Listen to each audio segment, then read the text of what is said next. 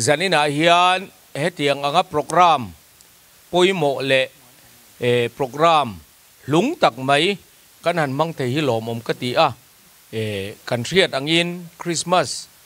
le kum thar kan muak me ka chumi urlok na turatan chuan hun kan han mang ani a lotling takin zanina hian borsap pisapui kolasip borsap pisapuya kan staff senior ber pulalding sang sailo pumadinga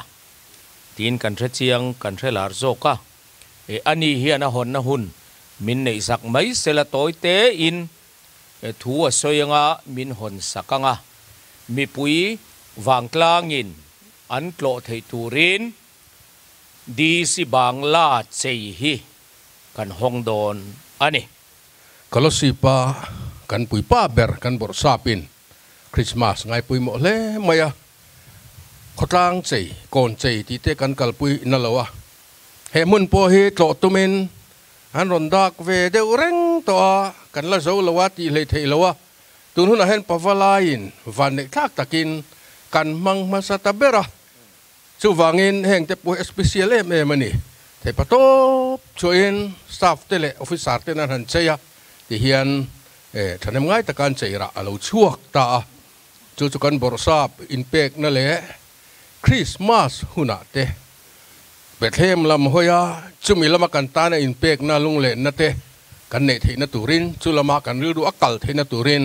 kan district how to pa berin hetiang hian ruam na fel fai tak an siam hi alom om tak zeta tin chu changani lowa hemuna hian kolosip khopui chung le khopui pon sub village te chu mai ani lo eng sa khuwa po ni se eng nam po ni se khia than na om lo he huna han Christmas bo ruak ron chim sela ti chuan salen takin thalak te atulanga ron in ti lim theina tur te Christmas lam hoi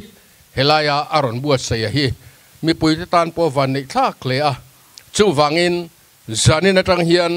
he bangla chei hi mi pui tan po tlo thei ani to ti kan in riat tira dar tlai dar nga atanga zandar som thleng hian adu du tan tlo the ni chu wangin chu tiang tlo thei tur chuan bangla chei hi kan honge